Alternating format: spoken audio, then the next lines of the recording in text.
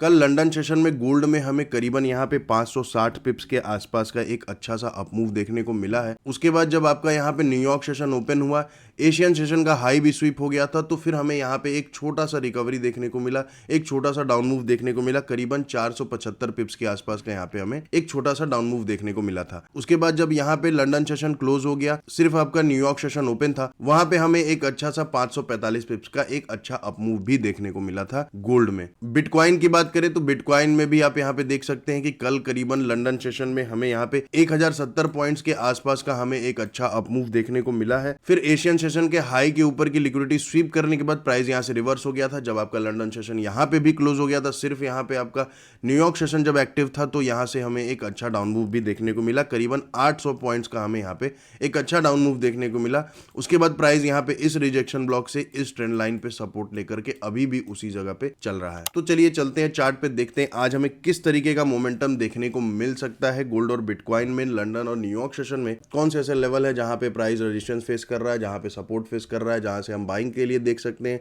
जहां से हम सेलिंग के लिए देख सकते हैं। ये सारी चीजें इस वीडियो में हम लोग डिस्कस करेंगे। तो चलिए चलते हैं चार्ट पे। सबसे पहले गोल्ड की बात करें तो गोल्ड में देखिए कल के वीडियो में मैंने बताया था कि प्राइस एक ट्रेंड लाइन पे बार बार रेजिस्टेंस ले रहा है, और यहाँ पे भी देखिए इसी ट्रेंड लाइन पे रेजिस्टेंस ले सकता है। तो कल के वीडियो में मैंने बताया था कि प्राइस देखिए इस ऑर्डर फ्लो से, इस अनमिटिगेटेड ऑर्डर फ्लो से यहाँ से नीचे आया है, फिर यहाँ से एक छोटा सा रिकवरी दिया था कल के लंदन सेशन में। उसके बाद यहाँ पे आप देख सकते हैं कि फिर से प्राइस एक रेंज में था।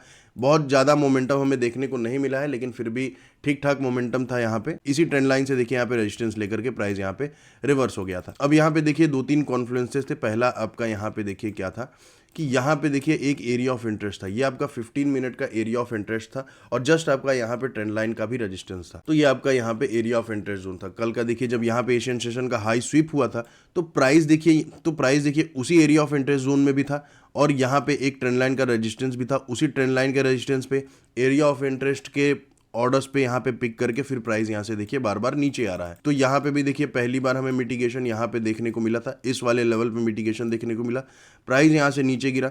फिर जब आपका लंदन सेशन क्लोज हो चुका था, सिर्फ न्यूयॉर्क सेशन इंडिविजुअल चल रहा था, तो यहाँ से एक अच्छा अप मूव देखने को मिला है, और प्राइस फिर से देखिए उसी एरिया ऑफ इंटरेस्ट जोन से, उसी ट्रेंड लाइन से देखिए रिवर्स होकर के अभी यहाँ पे चल रहा है।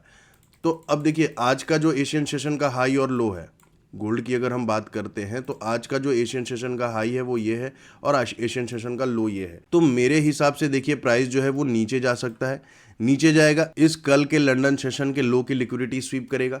कल का न्यूयॉर्क सेशन का लो का लिक्विडिटी यहाँ पे स्वीप हो चुका है, तो यहाँ पे अभी इसके लो के नीचे की लिक्विडिटी बची है।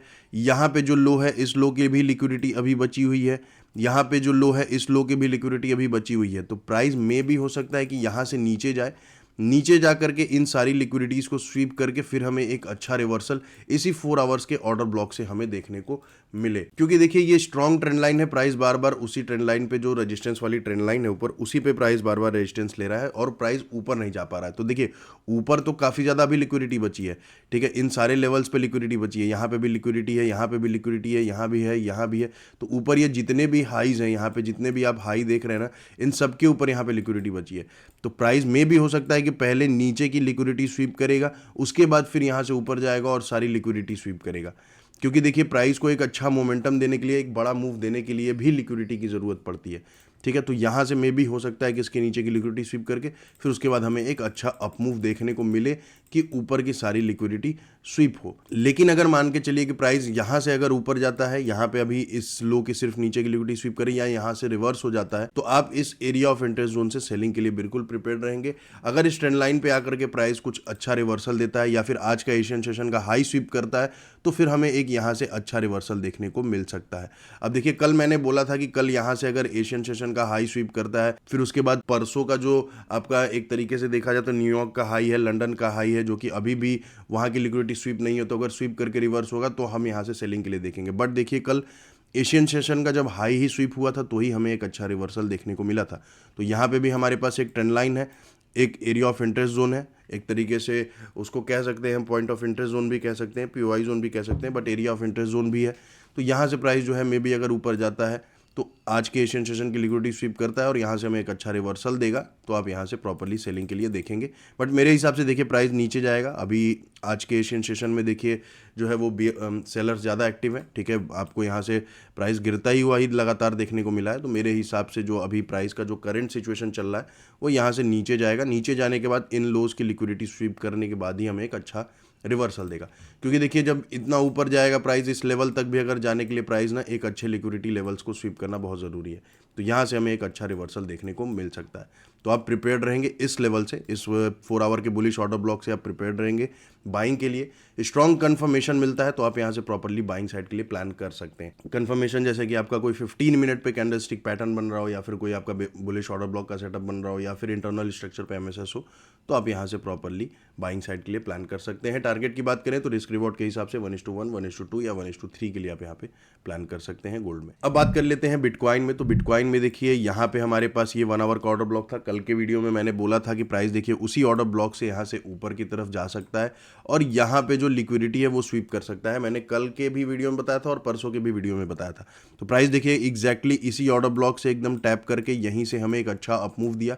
इस इक्वल हाई के ऊपर की लिक्विडिटी स्वीप हुई, इस हाई के ऊपर की लिक्विडिटी तो स्वीप हो चुकी थी। तो यहाँ पे लिक्विडिटी स्वीप करने के बाद प्राइस देखिए उसी रेंज में यहाँ पे अभी फिलहाल चल रहा है। तो यहाँ पे भी देखिए क्या है कि यहाँ पे प्राइस जो है एक रेंज में चल रहा है अभी तक में फिलहाल। यहाँ पे मैंने बोला था कि 1 आवर का ऑर्डर ब्लॉक है, कल के वीडियो में ही मैंने बोला था कि यहाँ पे 1 आवर का ऑर्डर ब्लॉक है और हमें यहाँ से एक अच्छा रिवर्सल देखने को मिल सकता है बिटकॉइन में।